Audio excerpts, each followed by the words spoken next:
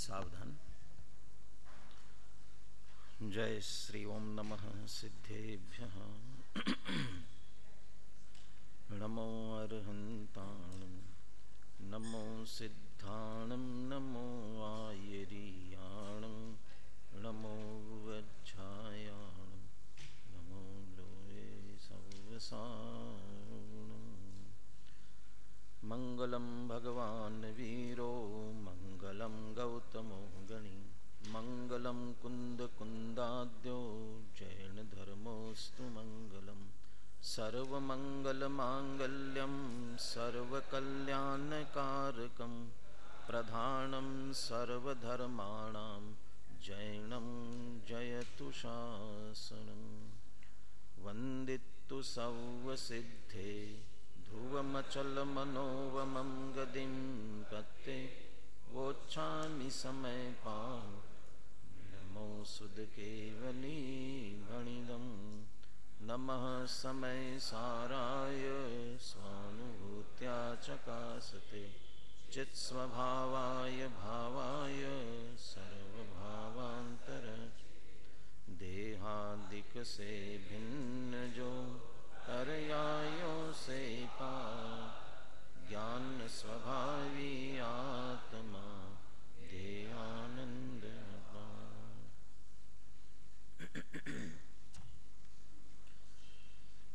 आचार्य कुंद कुंदे विरचित समय सार परमागम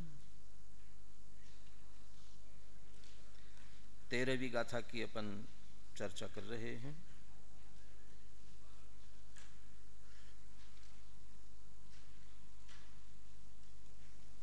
एकत्व निश्चय गत समय या एकत्व विभक्त आत्मा को कहने की प्रतिज्ञा कुंद कुंदाचार्य ने 5वीं गाथा में की थी। एकत्व विभक्त आत्मा नयों की अपेक्षा से बात की जाए तो वह शुद्ध नय का विषय है, जिसे भूतार्थ नय भी कहते हैं। इसीलिए समय सार में यदि किसी को भी जानना है, किसी को भी देखना है, तो कहते भूतार्थ से देखो, भूतार्थ से जानो। और भूतार्थ से देखेंगे, भूतार्थ से जानेंगे तो निश्चित रूप से शुद्ध आत्मा ही दिखाई देगा, कि उसका विषय शुद्ध आत्मा है। जैसे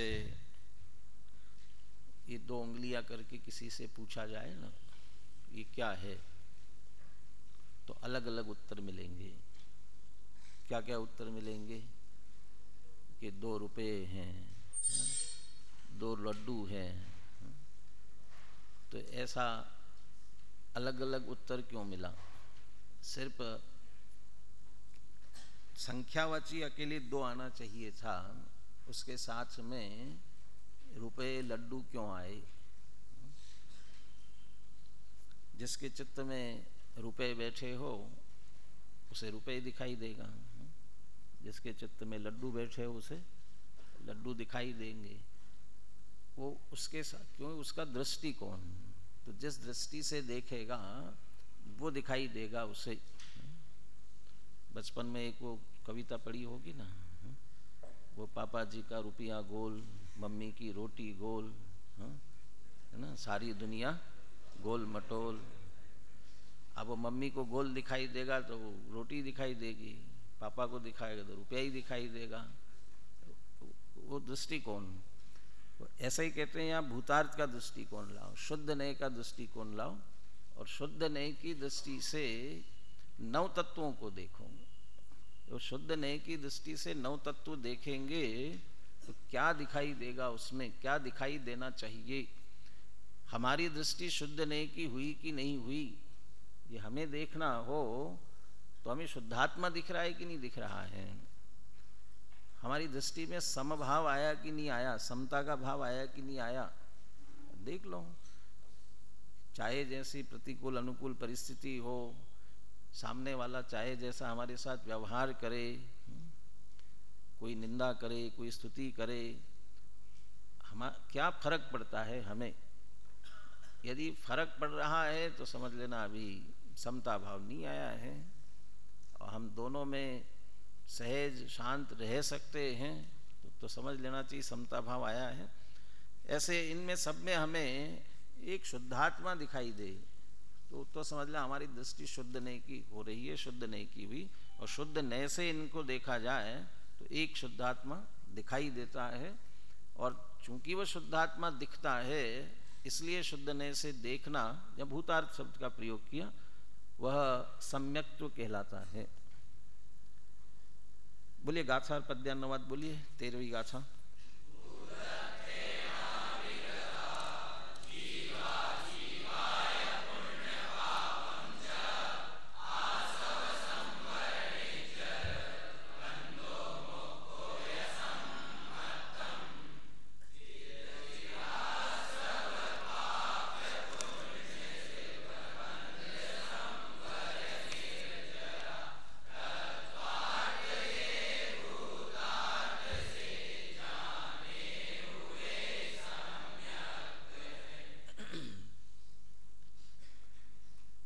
अभी आपकी गुणस्थान विषय पर गोष्ठी हुई तो उस समय एक चर्चा आपके सुनने में आई निश्चित रूप से। ये गुणस्थान करनान योग का अध्ययन किस लिए करते हैं? समय सार पढ़ने के लिए। तो अभी वो गुणस्थान या करनान योग समय सार पढ़ने के लिए कैसे पढ़ते हैं, क्यों पढ़ते हैं? तो वो तो आपको अभी 50 से 55 गाथाएँ आएंगी आगे, वो उसमें आपको ख्याल में आएगा कि क्यों वो कैसे उपयोगी है। गुमट सार पढ़ना, गुणस्थान पढ़ना समय सार के लिए कैसे उपयोगी है। ऐसे ही नए चक्र किसके लिए पढ़ना, नए चक्र का अध्ययन किसके लिए करना? समय सार के लिए। आप तो अभी पढ़ रहे हैं, लेकिन जिन्होंने नए चक्र लिखा उन्होंने नए चक्र किस लिए लिखा, किसके लिए लिखा, किन्ने लिखा? हाँ, किन्ने लिखा? किसने लिखा नए चक्र?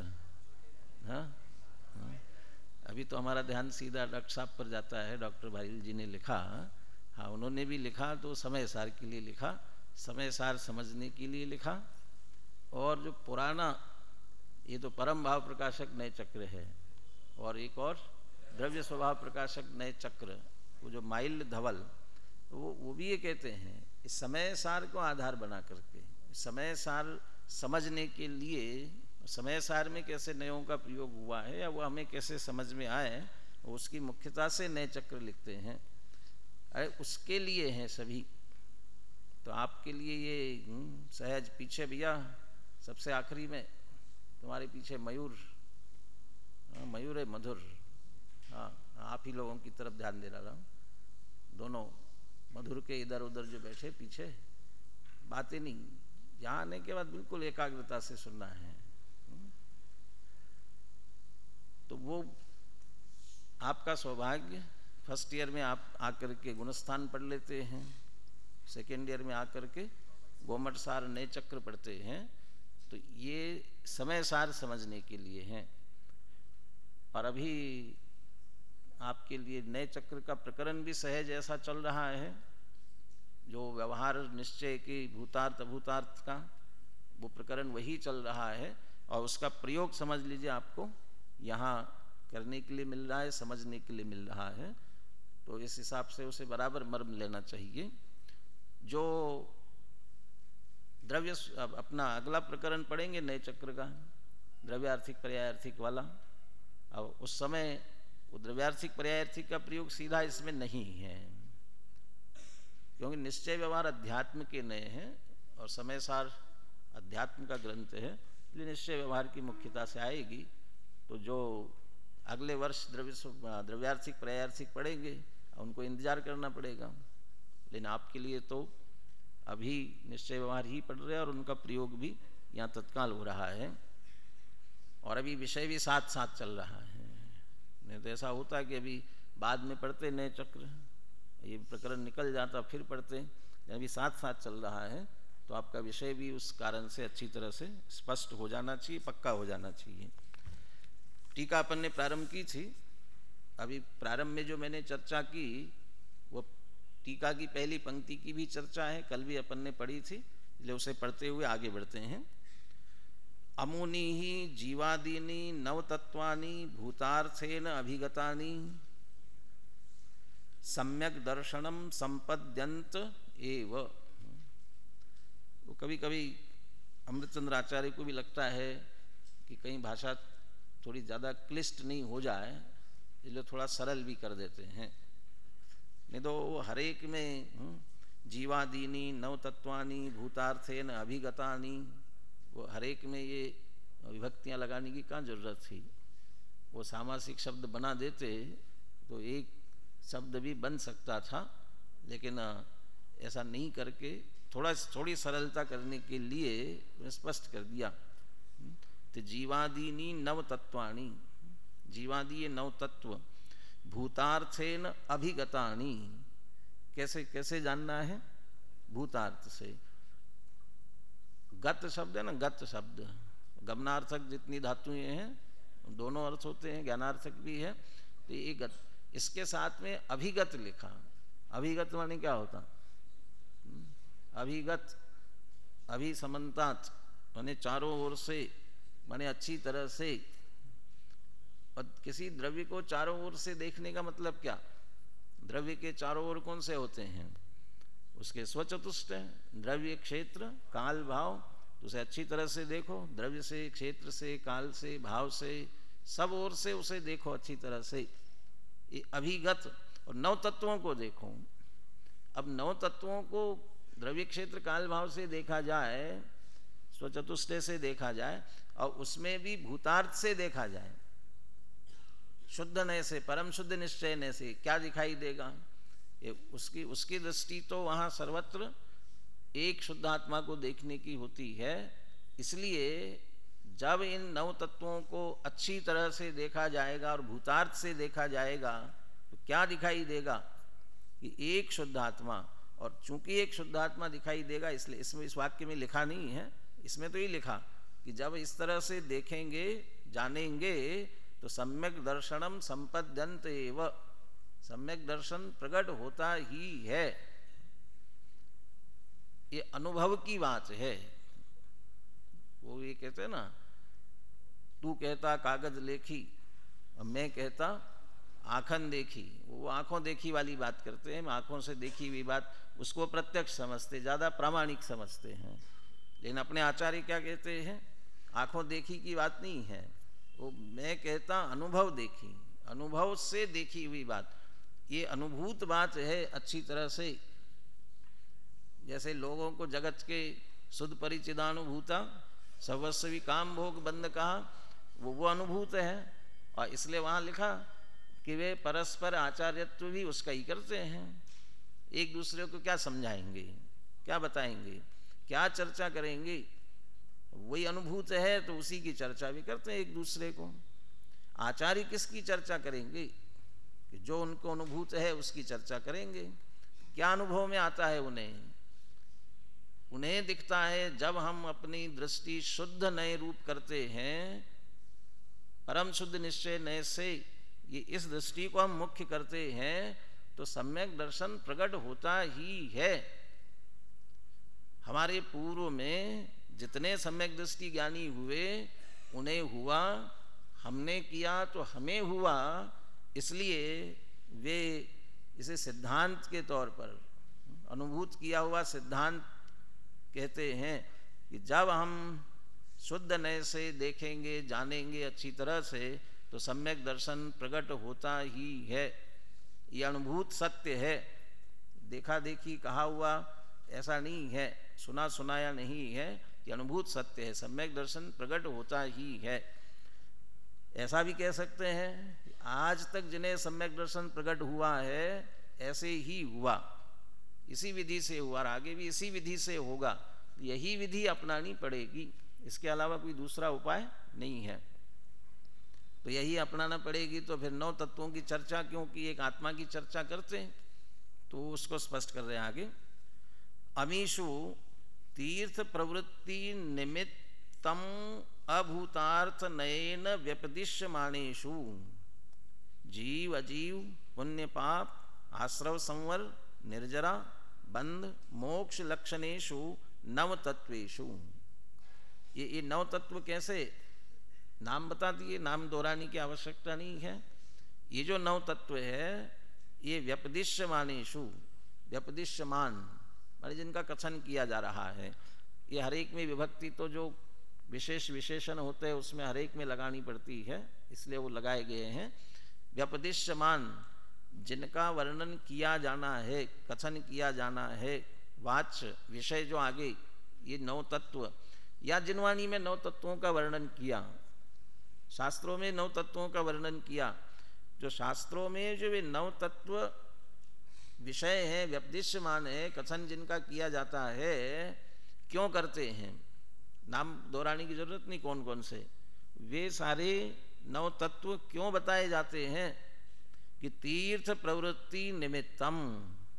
एक शब्द अपना गलत हुआ पढ़ने में, तीर्थ प्रवृत्ति निमित्तम, उसके बाद क्या पढ़ा था अपन ने, पढ़ा क्या था, भूतार्थ पढ़ा था। हाँ, अब उस पर जब विषय की तरफ ध्यान गया ना, जब ख्याल आया कि वह भूतार्थ है। तीर्थ प्रवृत्ति के लिए नौ तत्वों का वर्णन क्यों किया, ये तीर्थ की प्रवृत्ति के लिए। कौन सा तीर्थ प्रवृत्त करना था, शिखर जी, गिरनार जी, कौन सा, कौन सा तीर्थ? अरे शिखर जी, गिरनार जी तो बहुत उपचार से तीर्थ है, वो बादाम के पेड़ जैसे, बादाम के पेड़ को बादाम कह दिया जाता है, ऐसे गिरनार जी, शिखर जी को तीर्थ कह दिया जाता है। वास्तविक तीर्थ कौन, कौन सा तीर्थ, जिससे तिरा जाए उसका नाम तीर्थ। किससे तिरा जाता है, सम्यक दर्शन ज्ञान चारित्र, जो रत्नत्रय है, जो मुक्ति का मार्ग है, उसको तीर्थ कहते हैं। तो मुक्ति के मार्ग की प्रवृत्ति, और प्रवृत्ति माने वो प्रकट होवे, और प्रकट होने के लिए उसे समझाया जाए, चर्चा की जाए उसकी, वो सब प्रवृत्ति तीर्थ प्रवृत्ति। पीछे गाथा आई थी, उद्धृत की हुई गाथा थी टीका में, अमृतचंद्राचार्य की टीका में, जय जिन्मयम पवज्जह तामा व्यवहार निश्चय मोह एकेन विना छिज्जय तिथम अन्येण उण तच्चम। जिन मत को प्रवर्ताना चाहते हो, तो जिन मत का प्रवर्तन, दूसरे दो अर्थ किए थे, ये कैसे, एक तो जिन मत का प्रवर्तन बाहर, और एक जिन मत का प्रवर्तन अपने अंदर। तो बाहर प्रवर्तन का अर्थ है जिन मत का प्रचार प्रसार करना चाहते हो, जिन मत को समझाना चाहते हो। तो जिन मत समझाने के लिए आपको निश्चय व्यवहार दोनों का प्रयोग करना पड़ेगा। और यदि अपने आप में जिन मत का प्रवर्तन, जैन बनना चाहते हो, तो कैसे बनोगे जैन? लघु सिद्धांत प्रवेशिका में जैन की परिभाषा, जैन किसको कहा, जो पर से भिन्न अपनी आत्मा का अनुभव करके सम्यक दृष्टि होता है, वो सम्यक दृष्टि को ही जैन कहा। तो वो जैन, वो जिनमत का प्रवर्तन अपने अंतरंग में, उसके लिए भी निश्चय व्यवहार की उपयोगिता है। वैसे तीर्थ की प्रवृत्ति, यदि हम तीर्थ की प्रवृत्ति बाहर करना चाहते हैं, कैसे संसार से तिरा जाए, क्या है मुक्ति का मार्ग, ये सम्यक दर्शन ज्ञान चारित्र, तो समझाओ, प्रवृत्ति करो माने लोगों को समझाओ। कैसे समझाओगे? तो सबसे पहले यही समझाना पड़ेगा कि मोक्ष की आवश्यकता क्या है। सर्वार्थ सिद्धि की चर्चा यहीं से प्रारंभ होती है ना। वो कोई व्यक्ति संसार के दुखों से दुखी होकर कोई मुनिराज के आश्रम में पहुंचा, और वहां जाकर के देखा उन मुनिराजों को, और क्या पूछा उसने, किम न खलो आत्मन हितम स्यात्, इस आत्मा का हित क्या है? क्या उत्तर दिया? मोक्ष। एक उत्तर दिया कि आत्मा का हित क्या है? मोक्ष है। टोडरमल जी ने भी नवे अधिकार के प्रारंभ में इसी को हेडिंग बनाया, आत्मा का हित मोक्ष ही है। अब फिर मोक्ष है तो फिर बताओ उसका मार्ग क्या है। यदि मोक्ष आत्मा का हित है तो उसका मार्ग क्या है, तो बताओ। तो सम्यक दर्शन ज्ञान चारित्र, तो अच्छा सम्यक दर्शन ज्ञान चारित्र है, तो सम्यक दर्शन सबसे पहले कैसे प्रकट होता है बताओ? तो तत्वार्थ के श्रद्धांत से होता है। तो अब तत्वार्थ क्या होते हैं? ये जीवा जीवाश्रव, ये सब बताना पड़ा ना। माने इसके बिना मोक्ष मार्ग समझाया नहीं जा सकता, ये तीर्थ प्रवृत्ति, ये तीर्थ प्रवृत्ति निमित्तम, ये तीर्थ की प्रवृत्ति के लिए, निमित्त शब्द तीर्थ प्रवृत्ति के लिए, तीर्थ को समझाने के लिए। तो क्या अकेले दूसरों को समझाने के लिए है कि अपने लिए? वो मोक्षणा प्रकाशक का अंश पढ़ा ना अपने नए चक्र में। क्या व्यवहार ने अकेला दूसरों के लिए उपयोगी है कि अपने लिए भी उपयोगी है? नए चक्र में तो आप बाद में पढ़ रहे हो, वहाँ तो 7वें अध्याय में, तो पहले ही 7वें अधिकार में पहले ही पढ़ चुके हैं उसमें। तो अकेले दूसरों के लिए नहीं, अपने लिए भी उपयोगी है। तो ऐसे तीर्थ की प्रवृत्ति अपने में करनी है, तो हमें भी तो समझना पड़ेगा कि क्या मोक्ष मार्ग है। तो वही सम्यक दर्शन ज्ञान चारित्र, तो कैसे निर्णय हो उसका। तो इसके लिए 7 तत्व या 9 कहे, ये 9 तत्व समझना आवश्यक ही है। तो ये कहते तीर्थ की प्रवृत्ति के लिए। लेकिन जो ये 9 भेद करके समझाया जाता है वो भूतार्थ नहीं है, वह अभूतार्थ नहीं ही है। इसलिए कह रहे अभूतार्थ नय से, व्यवहार से ये जो भेद किए गए और तीर्थ की प्रवृत्ति के लिए समझाए गए वह अभूतार्थ नय है। अब पहले अभूतार्थ नय करो। अभूतार्थ नय न, अभूतार्थ नय से ये अमीषु व्यपदिश्यमानेषु और पूरे नाम दे दिए, इन लक्षणेषु नव तत्वेषु, इन 9 तत्वों में ये जो 9 तत्व जो तीर्थ की प्रवृत्ति के लिए कहे जाते हैं, ये पूरा इसका सामान्य भाव। अमीषु तीर्थ प्रवृत्ति निमित्तम तो हेतु लगा दिया उसमें। अमीषु व्यपदिश्यमानेषु जीवाजीव पुण्य पाप आश्रव संवर निर्जरा बंध मोक्ष लक्षणेषु 9 तत्वेषु, ये जो 9 तत्व कहे गए हैं। और काहे कि अब किस लिए कहे गए हैं? ये जो 9 तत्व कहे गए कहाँ कहे जाते हैं? जिनवाणी में, शास्त्रों में, बहुत सारे शास्त्रों में। ये जो सब कहे जाते हैं ये किस लिए कहे जाते हैं? कि तीर्थ प्रवृत्ति निमित्तम, मोक्ष मार्ग समझाने के लिए। कौन से नय से? अभूतार्थ नय न, व्यवहार से कहे जाते हैं। अब निश्चय व्यवहार पढ़ने वाले समझते ही व्यवहार क्यों है, क्योंकि भेद करके कथन किया गया है। अजीवादी जो कहे, अजीव, अजीव तत्व माने क्या? अजीव तत्व माने भले ही अजीव तत्व में जब अजीव तत्व की बात आएगी, चाहे तत्वार सूत्र हो, द्रव्य संग्रह हो, वहाँ चर्चा प्रारंभ होती है पुद्गल धर्म अधर्म आकाश काल, यहीं से चर्चा प्रारंभ हुई तत्वार सूत्र में भी। लेकिन वास्तव में अजीव तत्व है ये जीव, जिनमें ये शरीर आदि जो 9 कर्म जिनमें हम स्थापित कर रहा है। जैसे ये जीव मानता है, जीव समझता है, जगत के जीवों के जीवपने का भ्रम होता है, अज्ञानी मिथ्या दृष्टि को जीवपने का भ्रम होता है, वे अजीव है वास्तव में, वे अजीव तत्व, वो उनको अजीव तत्व के रूप में लेना। ये सभी जीव अजीव, ये जितने ये कहे गए वे सब अभूतार्थ नय से। अब आश्रव बंद कहे गए, ठीक है सब। अब वे जो अजीव, शरीर को जीव कहेगा, एक इंद्रिय दो इंद्रिय आदि को जीव कहा जाएगा, ये कौन से नय से? वो अनुपचरित असद्भूत व्यवहार नहीं होगा।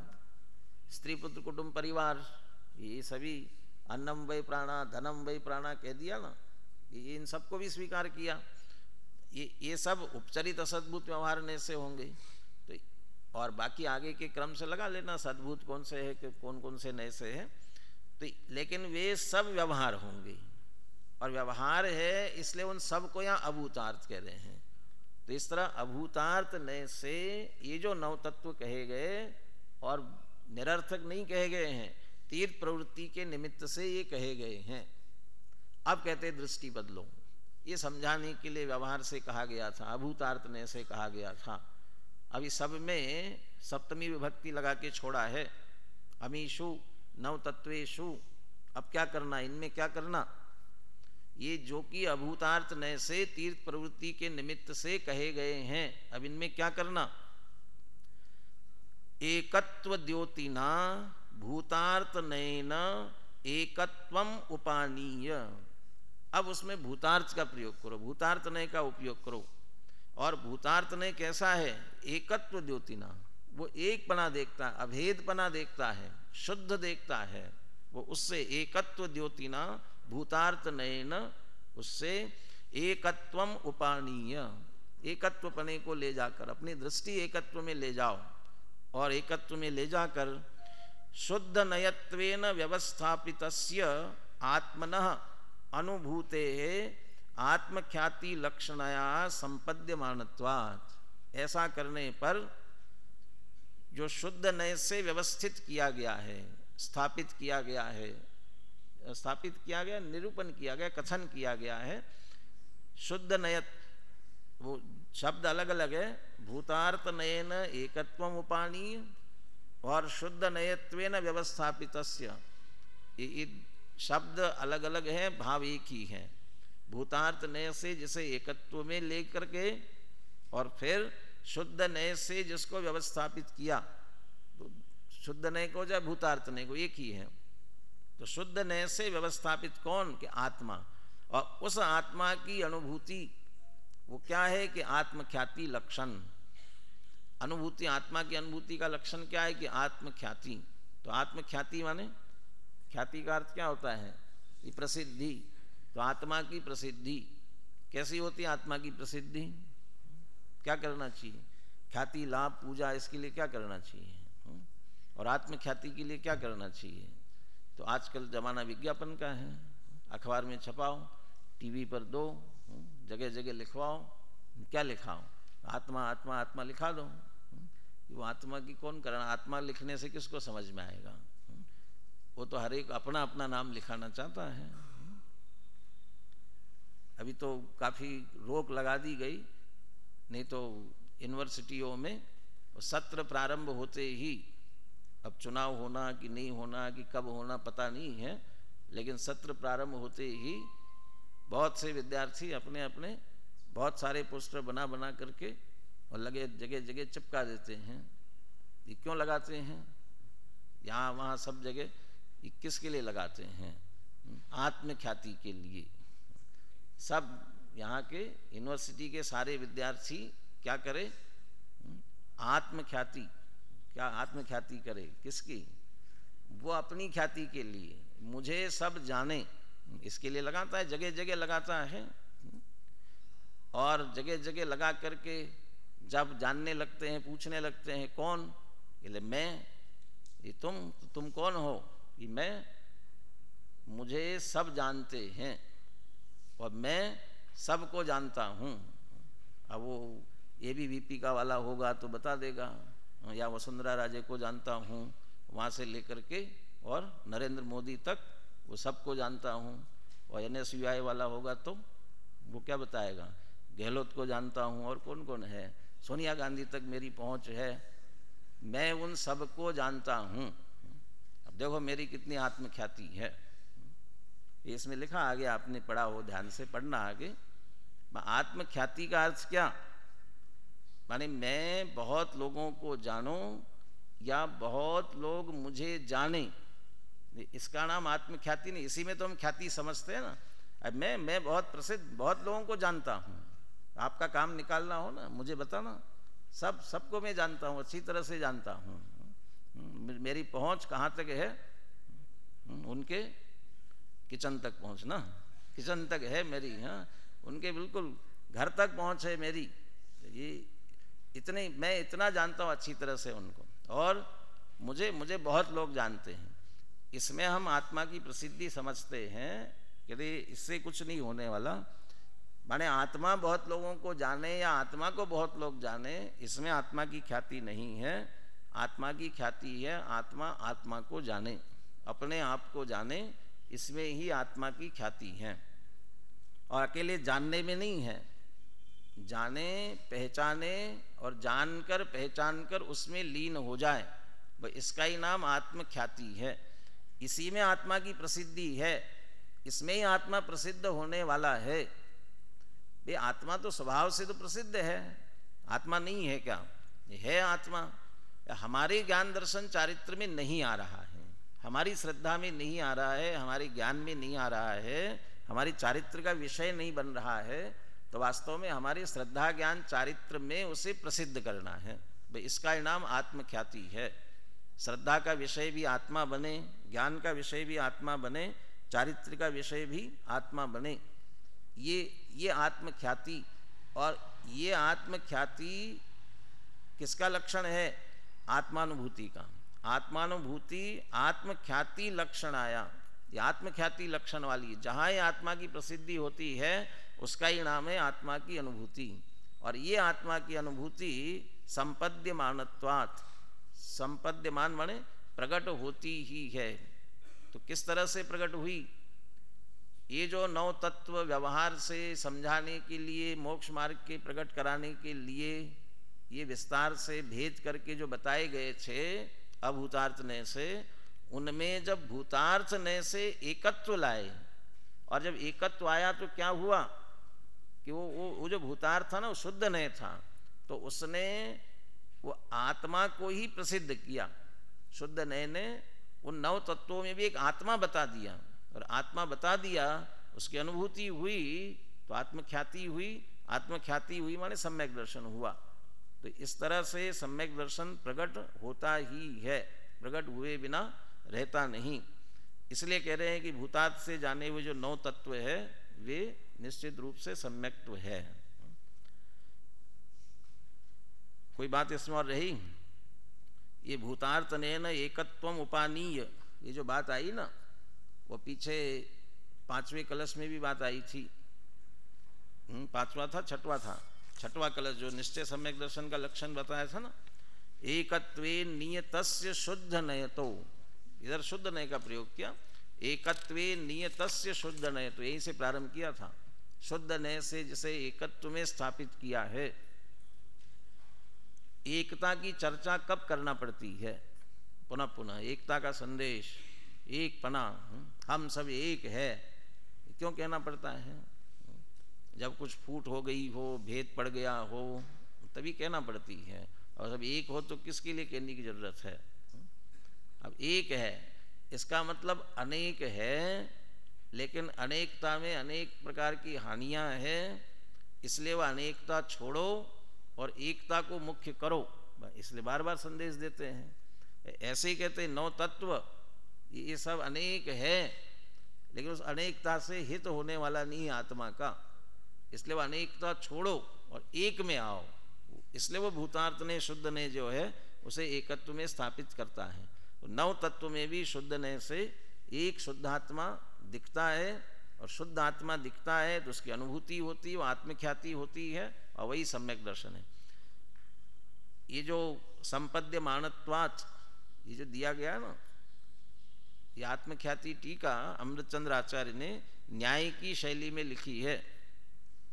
तो पहला जो वाक्य था ना वो प्रतिज्ञा वाक्य था, पक्ष था वह, और उस पक्ष के लिए ये इतना बड़ा हेतु दिया है। क्या पक्ष रखा था? अमूनि जीवादीनि नौ तत्वानि भूतार्थेन अभिगतानि सम्यक दर्शनम संपद्यन्त एव। जब हम नौ तत्वों को भूतार्थ से जानते हैं तो सम्यक दर्शन प्रकट होता है। क्या हेतु है आपके पास? कैसे होता है? ये पूरा हेतु है। और हेतु है कैसे समझ में आया? क्योंकि अंत में लगाया ना संपद्यमानत्वात्, ये अधूरा वाक्य लगता है ना, ये संपद्यमानत्वात्, ये पंचमी विभक्ति में ला करके छोड़ दिया, यदि छोड़ा नहीं हो उसका हेतु है ये, इसलिए ये उससे जुड़ करके वाक्य पूरा हुआ। इस तरह से प्रकट होता ही है। और क्यों? क्योंकि जब हम भूतार्थ ने से या शुद्ध ने से देखते हैं तो उसमें एक शुद्धात्मा प्रकट होता है और आत्मख्याति होती है, इसलिए निश्चित रूप से सम्यक दर्शन प्रकट होता है।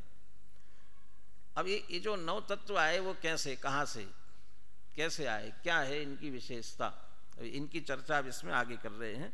अब विषय सरल है, इतना कठिन नहीं आगे।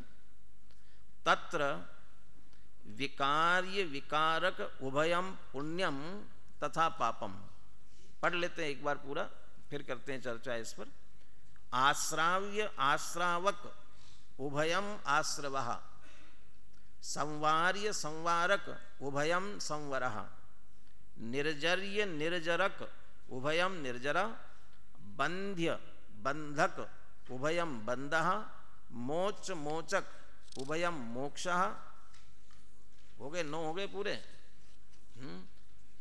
स्वयं एकस्य पुण्य पाप आश्रव संवर निर्जरा बंध मोक्ष अनुपत्ति। ये बता रहे हैं पुण्य पाप आदि है क्या? 9 हो गए क्या? हाँ, 7 ही रहे। जीव अजीव को छोड़ दिया, उसको बाद में लेंगे। जीव अजीव को क्या है ये पुण्य पापादि ये सब क्या है? ये बता रहे पुण्य पापादि क्या है। ये पहले वाक्य में भी बहुत बड़ा तथ्य छुपा हुआ है। पहले वाक्य में क्या लिखा? तत्र विकार्य विकारक उभयम पुण्यम तथा पापम। जो विकार्य विकार रूप होने योग्य और विकारक विकार कराने वाला, न विकार्य विकार होने योग्य और विकारक विकार कराने वाला, उभयम माने दोनों, क्या है ये? पुण्यम पापम। पुण्य विकार है, विभाव है, मलिनता है कि स्वभाव है, निर्मलता है, शुद्धता है, क्या है? पुण्य।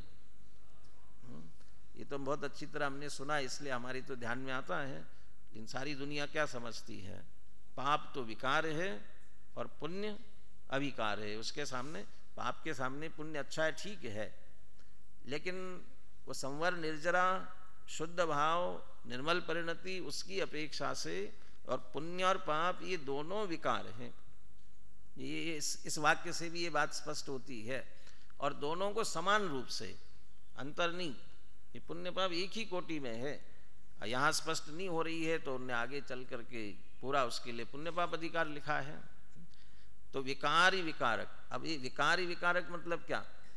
विकारी होने योग्य, मलिनता होने योग्य, कलुषता होने योग्य। किसमें हो रही कलुषता? क्रोधादि विकारी भाव किसमें हो रहे हैं? कषाय की तीव्रता मंदता, तो मंदता भी कलुषता है। वो किसमें हो रही है? ये जड़ पुद्गल में टेबल कुर्सी को तो क्रोध नहीं आएगा, उसको तो कषाय नहीं आएगी। यहाँ तक कि ज्ञानावरणादि जड़ कर्म जो है उसे भी कषाय नहीं आएगी। तो किसे आएगी कषाय?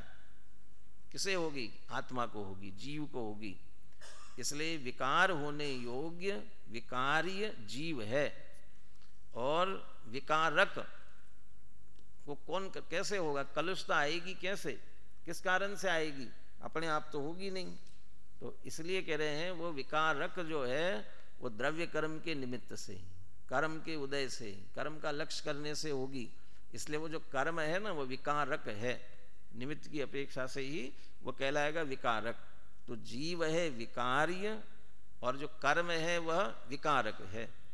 तो विकारी होने योग्य जो जीव का भाव वो पुण्य पाप, और विकार कराने वाला जो कर्म उसे भी कहेंगे पुण्य पाप। तो विकारी विकार इन दोनों को पुण्य पाप कहा जाएगा। ऐसे आगे आश्राव्य आश्रावक उभयम आश्रवः। आश्राव्य माने क्या? आश्रव होने योग्य। तो कौन है आश्रव होने योग्य? आश्रवित होने योग्य कौन है? वो तो द्रव्य कर्मों का आश्रव होता है। तो आश्रव होने योग्य तो द्रव्य कर्म है, और आश्रव कराने वाला कौन? जीव है, वो उनको कर्मों को आश्रव कराता है। यहाँ ऐसा नहीं लेना है, यहाँ आश्राव्य लेना है। आत्मा में होने वाले विकारी भाव जिसके कारण से कर्मों का आश्रव होता है बाहर में, वो उसके होने योग्य वह जीव है। तो आश्राव्य मोह राग द्वेष विकारी भाव रूप होने योग्य वो जीव है, और वैसा उसे कराने वाला आश्रावक, वह आश्रव रूप करे ऐसा कौन? कि वह कर्म। तो आश्रावक वह जड़ कर्म, द्रव्य कर्म। ऐसे उभयम दोनों को आश्रव कहा जाता है। द्रव्य संग्रह की अपेक्षा से देखा जाए तो वहाँ द्रव्याश्रव भावाश्रव कहा। भावाश्रव तो आश्राव्य वो भावाश्रव है, और आश्रवक वो द्रव्याश्रव है। जीव जो विकारी रूप होता है वो भावाश्रव, जीव में मोह राग द्वेष आदि की उत्पत्ति होना वो भावाश्रव, और उसके निमित्त से कर्मों का आना वो द्रव्याश्रव कहलाता है। तो वो द्रव्याश्रव यहाँ आश्रावक कहलाया, और भावाश्रव को आश्राव्य कहा। ऐसे ही संवार्य संवारक, संवर होने योग्य, निर्मल परिणति, शुद्धता की उत्पत्ति, शुद्धता प्रकट होना अंशतः, ये किस में हुआ? ये जीव में हुआ। इसलिए संवार्य जीव, और ऐसी निर्मल परिणति कराने के पीछे कर्मों के उपशमादिक निमित्त है, इसलिए वो कहलाएंगे संवारक। ऐसे संवार्य और संवारक, और उभयम संवर, दोनों को संवर कहा जाता है। एक द्रव्य संवर, एक भाव संवर है। निर्जर्य निर्जरक, निर्जरा होने योग्य, शुद्धता की वृद्धि हुई जिसके कारण कर्म निर्जरित होने लगे, ऐसे होने योग्य जीव है, इसलिए वह निर्जर्य। और ऐसा कौन कराएगा? कर्मों की स्थिति उधर होगी तब जीव में ऐसी शुद्धता होती है, इसलिए द्रव्य कर्म निर्जरक है, निर्जरा कराने वाला। और इन दोनों को निर्जरा कहा जाता है। बंध्य बंधक, बंध होने योग्य। ये जो विकारी भाव मोह राग द्वेषादि हुए, इनमें अटकता कौन है, इनमें रुकता कौन है? जीव स्वयं अपनी योग्यता से रुकता है। तो जो रुकने वाला वो जीव है, वो बंध्य, और ये ऐसे उसमें रोके, ऐसे वो कर्म का उदय उसका कारण है, इसलिए वह कहलाएगा बंधक। तो बंध्य बंधक और उभयम बंधा, दोनों को बंध। माने ये तत्व की बात कर रहे हैं। पुण्य पाप तत्व किसको कहना, आश्रव तत्व किसको कहना? माने आश्रव तत्व अकेला मोह राग द्वेष भाव नहीं है, वो मोह राग द्वेष को उत्पन्न कराने वाले जो कर्म है वे भी आश्रवक, वो भी आश्रव है। ऐसे बंध सभी में। संवर अकेला जीव में शुद्धता की प्राप्ति होना, उसका नाम संवर तत्व नहीं है। उसके साथ साथ वो कर्म का रुकना, ये थोड़ा सा द्रव्य संग्रह से इसमें अंतर है, उसकी चर्चा भी अपन कल करेंगे। वो दोनों को संवर कह रहे हैं। और क्यों कह रहे हैं वो अभी एक वाक्य आगे पढ़ते तो स्पष्ट हो जाएगा। ऐसे मोक्ष मोचक, मुक्त कौन होगा? परिपूर्ण शुद्ध निर्मल दशा किसमें प्रकट होगी? कि आत्मा में। इसलिए मोक्ष आत्मा, और मोचक किसने छोड़ दिया? ये कर्मों ने छोड़ दिया, मुक्त कर दिया। तो मुक्त कराने वाले वे कर्म, ये दोनों को मोक्ष कहा जाता है। ऐसा क्यों कह रहे हैं? स्वयं एकस्य, अकेले एक को खड़ा करो। आगे बता रहे कौन है वो एक, जीव और अजीव। तो उसमें से अकेले जीव को या अजीव को लेते हैं, तब पुण्य पाप आश्रव संवर निर्जरा बंध मोक्ष अनुपत्ति, तो भी कुछ खड़ा नहीं होगा। एक को खड़ा करके आप आश्रव बंध कैसे करोगे? बांधो, यदि ये कहा जाए बांधो तो क्या होगा? ये किसको बांधे? तो इसको बांध दो। तो अच्छा बांध देते हैं, किससे बांधे? तो दो होना चाहिए ना, बंधने वाला और बांधने वाला। ये दो होंगे तो बंधन खड़ा होगा। अब छोड़ो कहोगे, छोड़ो इसको, किसको छोड़े? इसको छोड़ो। किससे छोड़े?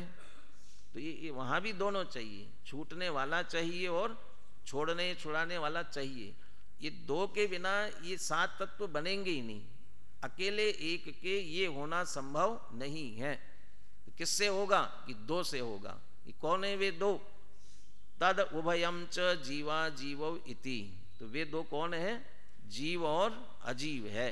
अब इसमें से लगाना हो, मेरे ख्याल से आगे लिखा हुआ है, या आप इसमें से लगा लीजिए। इसमें से जो पहला है वो जीव है और जो दूसरा है वह अजीव है। तो उभयम, हर एक में उभय शब्द जो लगा ना, वे दोनों, तो वे उभय दो कौन है? वे तो वे जीव और अजीव है। तो उसमें से पहला जीव और दूसरा अजीव है। अब इसकी और विशेष चर्चा कल करेंगे। यहाँ और द्रव्य संग्रह में क्या अंतर है, वहाँ भावाश्रव द्रव्याश्रव लिखा उनमें, और यहाँ आश्राव्य आश्रावक लिखा, इनमें क्या अंतर है, थोड़ा विचार करके आना। बाकी विशेष चर्चा कल।